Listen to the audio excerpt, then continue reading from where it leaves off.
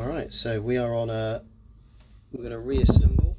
Yep, we're going to kluber the barrel on a 3035, and we got everything ready, so we're just going to, I've got a nice leg of kluber here, and we're just, we're going right to it. We're going to lay it down, and we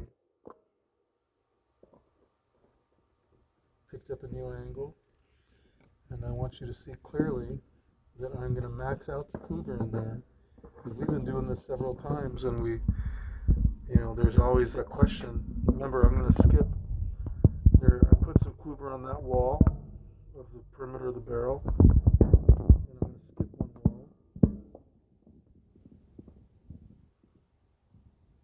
And I'm going to come back and spread it, because it's my belief that it's going to get spread anyway. There we go. I'll lay it down and I'll grab some more. See really well for me. Oh, good.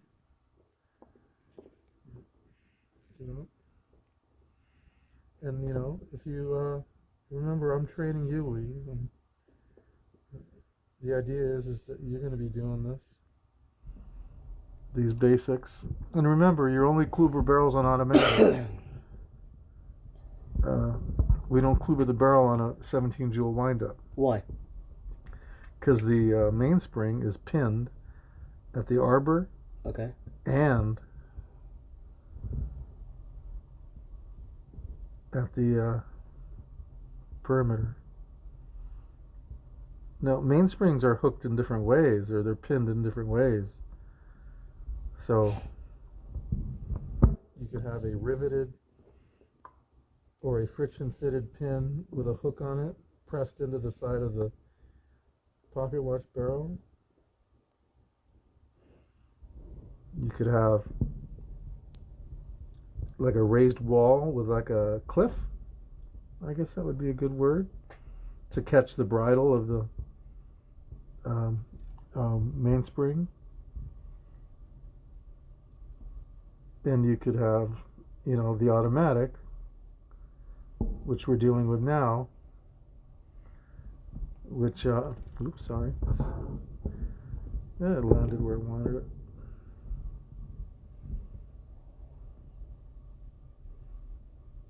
And one reason I'm swirling it is so that we don't have any raised legs. So that it's evenly distributed. Yeah, and so it doesn't smear or squeeze out, or, because I have to lay that mainspring in there without making a mess.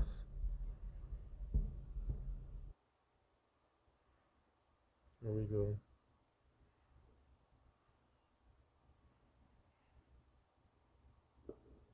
But if you look at any old watch books or watch instruction installation manuals, it'll show you an oval shaped application of kluber, which to me is like, anybody who can get this down to an oval could be training me.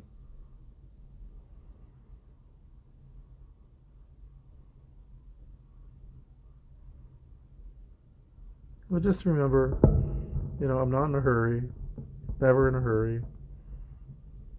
I don't purport to be the fastest watchmaker. I take my time. I like what I'm doing, but I'm also dealing with somebody else's watch, so I treat it that way.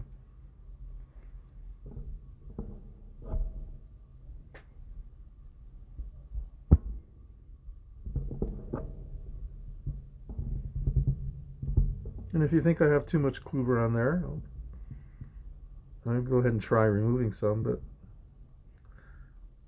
as long as it doesn't ooze out, we'll be in good shape.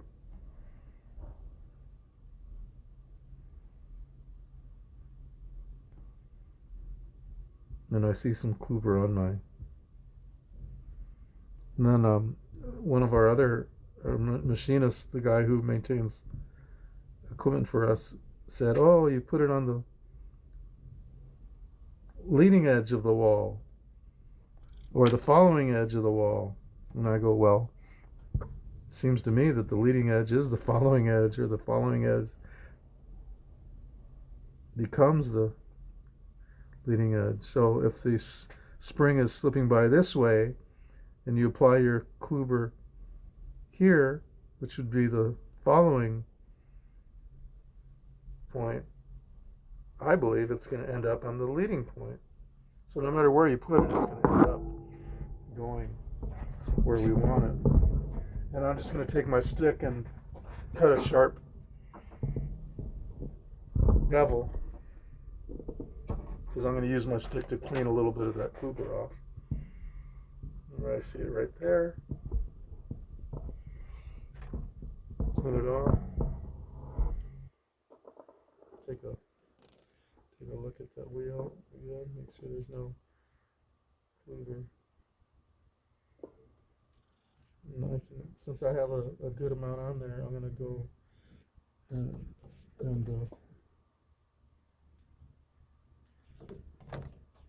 clean any off that might get me in trouble. So you want it on the flat part on the inside, you don't want it on the main disc at the bottom, but as we're looking at it now. Yeah. It's nice, some good fluid work going on here. Pick it up, take a look at it.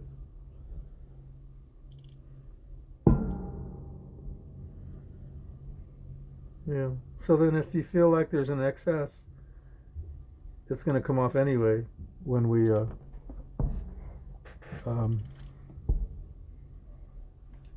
clean it up. And then I'll just run my stick on that edge there. I'm rolling the wheel.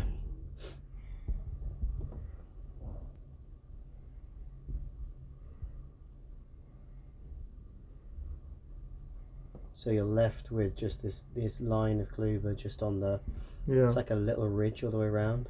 Yeah, there we go. Lovely. Close that up. Get rid of it. And I have my mainspring ready for you guys. And anything special about the Rolex mainsprings, or is a mainspring a mainspring? I think a mainspring's a mainspring. If you want me to put an original Rolex mainspring in, the customer will authorize it. It's $100 for a Rolex mainspring. Like the ones we've seen that are broken. Yeah, and I think that common sense prevails in this world. Yeah. And we have here I'm using this retaining disc. And we know that the spring runs counterclockwise. It is blue on top. And we've done this enough times. So we're just going to go ahead and lay it at an angle so that we don't, just like that. And now I'm going to keep my fingers tight on it. And then you're using your bronze tweezers to just push and feel around. And he's in there nice. And now your blue. And when I see that spring start to wind in place, then I feel you got to get happier. Then I know I'm not in trouble. How much does a mainspring cost to buy? Well, 20 to 50. I mean, I buy. I buy. I was gonna say you probably buy them in bulk, so they're not as expensive. I'm buying 50 at a time. Yeah. Because I'm doing a lot of them. Are all mainsprings pretty much the same size in watches? No. They're all. It's annoying. So there's no standardization. Yeah, you asked a funny question. There's so many sizes. It's outstanding. Yeah, it's just. There are so many sizes. It's, like, why bother counting? It's like, well, but look, the good news is that there's a lot of them available on eBay. So for your vintage watches, you just search on eBay, and some old-timer watchmaker is going to have one. Now, I did prepare for us here, so the Arbor is sitting on my bench block. Yeah. I want you to see that. I had him ready. Yeah. And we were careful that we did not lose our Arbor.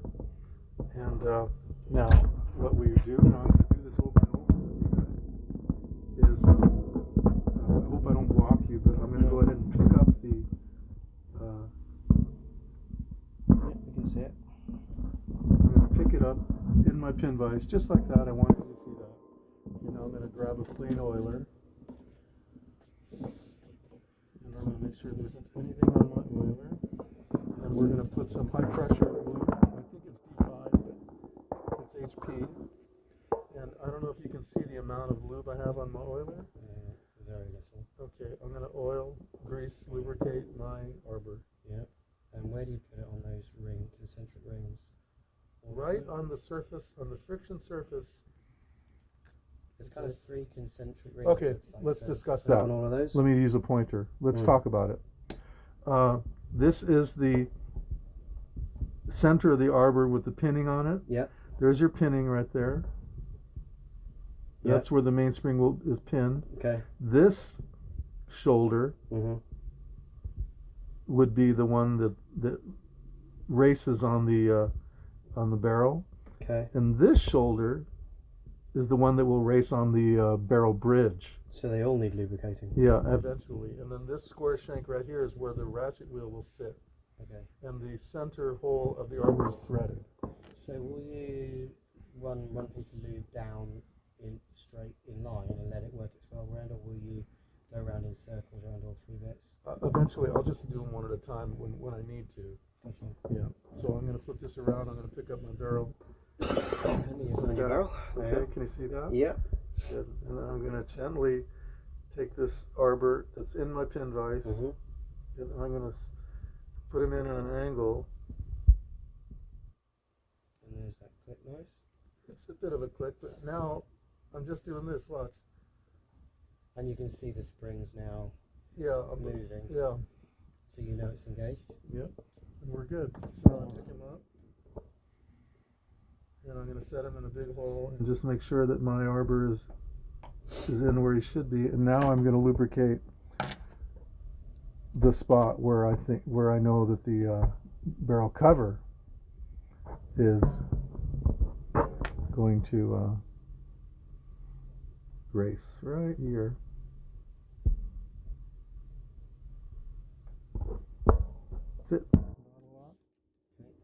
Just enough lube to create a donut on the jewel that it rides on. And now this cap, what's this cap called? Cover, barrel cover. Barrel cover.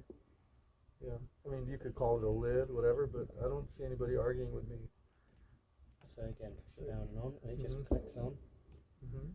And I'm using the flat side of my tweezer. Yeah. Now I can use a barrel closer, and I think I told you we would do that, but I didn't because I'm using the flat of my tweezer. And then you just to want to snap go it around to check it snapped all the way around. And I'm using my loop, and I just know that everything's in the flat. Yeah.